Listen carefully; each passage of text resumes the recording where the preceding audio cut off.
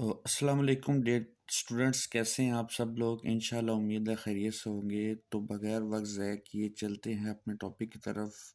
Exercise number हमारे पास है 1.1, chapter number 1 है 9th क्लास मैथ का। तो इसमें सबसे पहले क्वेश्चन आपके पास आता है कि identify each of the following as a rational और इरेशनल नंबर। तो क्वेश्चन नंबर 1 में उसने एक फिगर दिया हुआ है 2.353535। अब ये सबसे पहले इसको सॉल्व करने से पहले यहाँ पर हमें ये जानना चाहिए कि ये कौन सा फिगर है।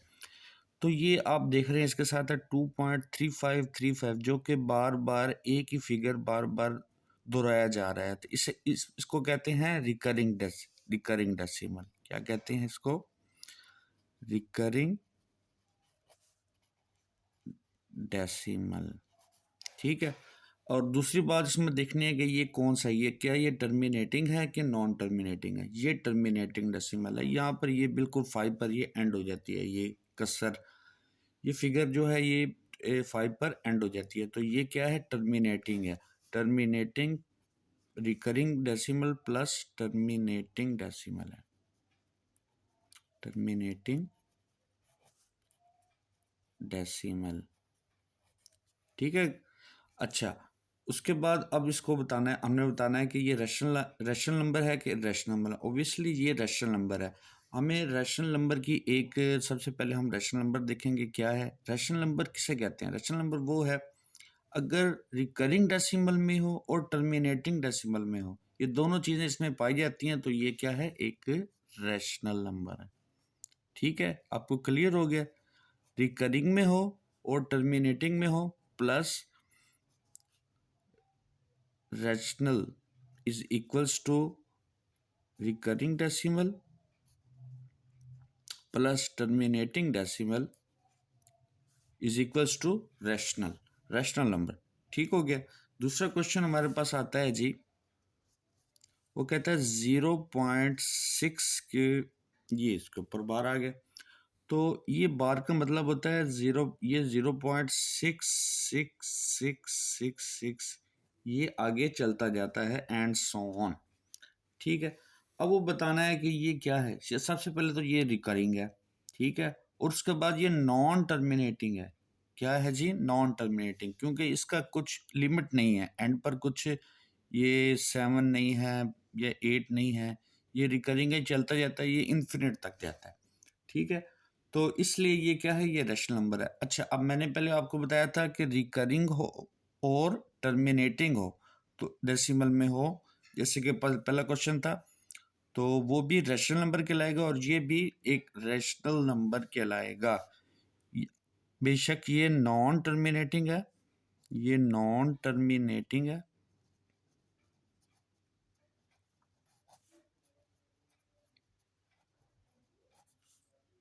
डेसिमल प्लस, और ये रिकरिंग में।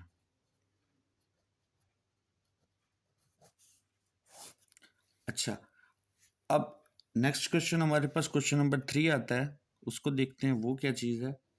क्वेश्चन नंबर 3 में वो कहता है कि 2.3236067, 2.236067। ठीक हो गया। तो ये भी एंड सो ऑन है। ठीक है। तो अब ये क्या है कि सबसे पहले देखना है कि ये टर्मिनेटिंग है कि नॉन टर्मिनेटिंग है। जब सो ऑन आ गए, एंड पर कोई भी फिगर नहीं आता, जैसे कि 7, 5, 4, कोई भी फिगर नहीं आता, ये अनलिमिटेड है, तो ये नॉन टर्मिनेटिंग हो गया। सबसे पहले तो ये क्या हो गया? एक नॉन टर्मिनेटिंग हो गया।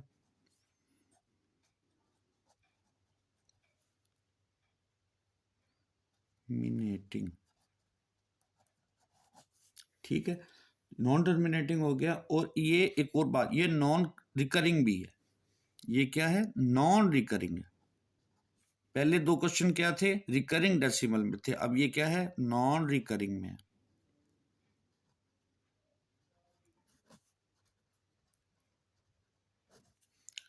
तो ये अब होगा इर्रेशनल नंबर। क्या होगा ये? Irrational number. पहले दोनों थे रिकरिंग में थे और टर्मिनेटिंग एक के साथ। पहला टर्मिनेटिंग था, दूसरा क्या था? नॉन टर्मिनेटिंग था। दोनों में कॉमन क्या चीज थी? रिकरिंग, यानी कि बार बार दोहराई जाने वाली रकम। ठीक है, तो वो आपका होगा रैशनल, और ये कौन सी होगी? इर्रेशनल। ये कौन सी होगी? Irrational number. ठीक हो गया। तो नेक्स्ट क्वेश्चन आ जाता है, क्वेश्चन नंबर 4 आपके पास।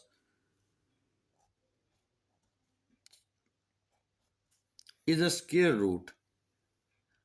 स्क्वायर रूट में आ जाता है is not a perfect square. ये एक परफेक्ट स्क्वायर तो नहीं है। ठीक है। अच्छा, अब रैशनल नंबर में आपको परफेक्ट स्क्वायर चाहिए होता है, जबकि ये नॉट परफेक्ट स्क्वायर। इसका परफेक्ट स्क्वायर का मतलब आपको पहले पता होना चाहिए कि फॉर एग्जांपल हमारे पास 9 का अगर होता अंडर रूट में, तो इसके दो पार्ट्स कर लेते हैं, तो 3 × 3, ये 3 का स्क्वायर। ये आपको पता है कि ये इसका अंडर रूट के साथ ये स्क्वायर कैंसिल हो जाता है। ये भी आपको बता देता हूँ मैं ज़रा डीपली। इसकी पावर होती है जिसके साथ कोई पावर ना इंडेक्स में शो की गई हो, तो उसकी पावर होती है 1/2। तो 3 का स्क्वायर मल्टीप्लाई 1/2, इस स्क्वायर रूट की पावर क्या होती है? 1/2। तो 2 से कैंसिल हो गया, पीछे 3 रह गया।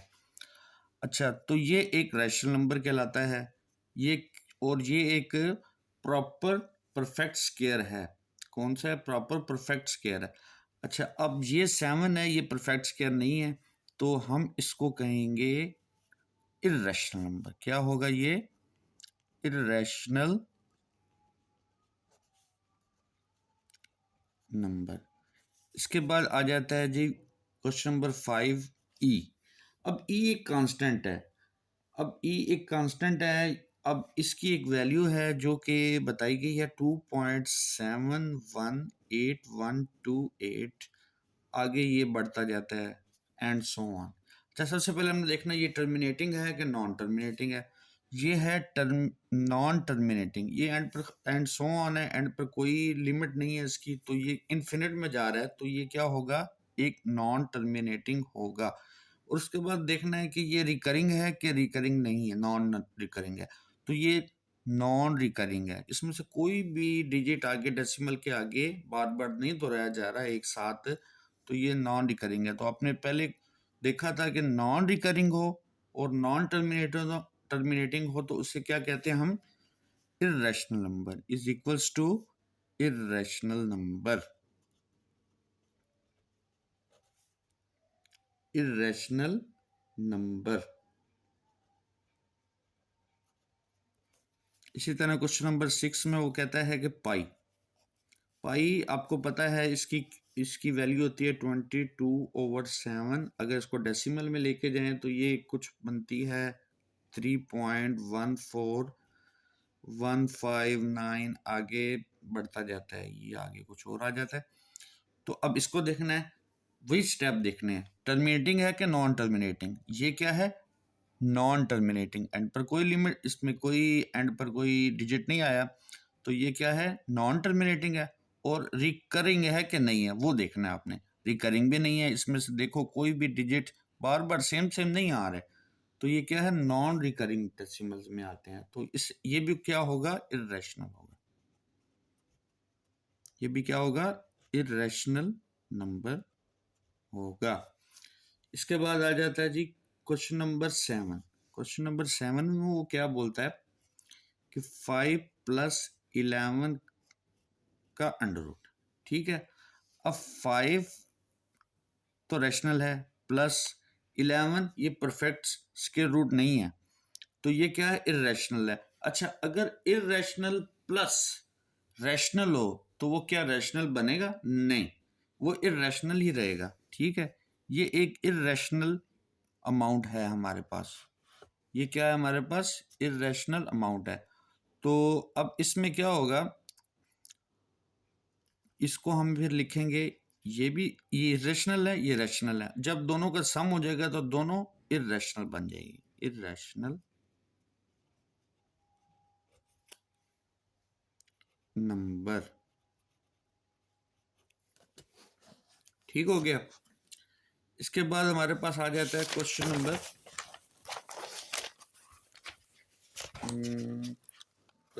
आ जाता है 8। क्वेश्चन नंबर 8 आ जाता है। 8 क्वेश्चन में क्या कहता है, √3 प्लस √13। दोनों परफेक्ट स्क्वायर नहीं है, 3 भी नहीं है 13 भी नहीं है, ठीक है।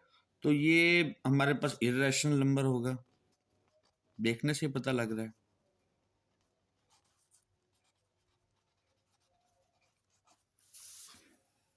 उसके बाद आ जाता है हमारे पास क्वेश्चन नंबर 9 में। वो क्या कहता है जी, क्वेश्चन नंबर 9 में कहता है 15/4।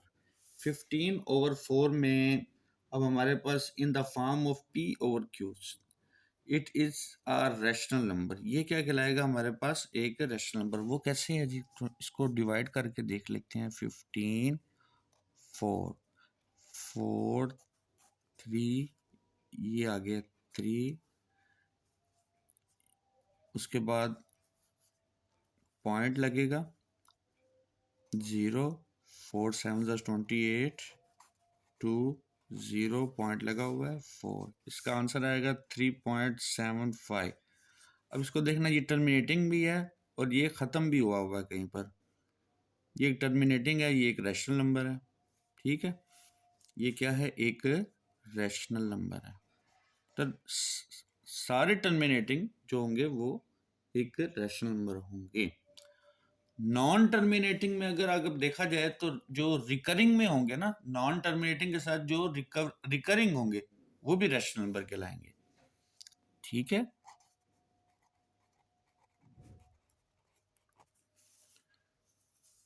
अच्छा, क्वेश्चन नंबर 10 में क्या बताता है जी। क्वेश्चन नंबर 10 है जी, 2 ब्रैकेट है 2 माइनस √2, 2 प्लस √2, ठीक है। अब इसमें ये क्या चीज़ है, सबसे पहले तो देखना है कि 2 - 2 अंडर रूट और 2 + 2 अंडर रूट, इसमें सिर्फ इनके साइन चेंज है। तो एक डेफिनेशन ये भी आपको बता दूं कि अगर ये दोनों क्या कहलाते हैं, कॉन्जुगेट्स। क्या कहलाते हैं, conjugates sides of each other. The product of two conjugate sides is a rational number. The conjugate of, यानी कि दोनों सेम है, इनमें सिर्फ माइनस और प्लस का फर्क है, दोनों सेम फिगर में है, ठीक है। तो ये भी एक रैशनल नंबर कहलाएगा। अगर इसको आप मल्टीप्लाई भी करके देखें तो एक एक्चुअल कीमत आएगी जो कि टर्मिनेटिंग होगी, तो वो क्या होगा, एक रैशनल नंबर कहलाएगा।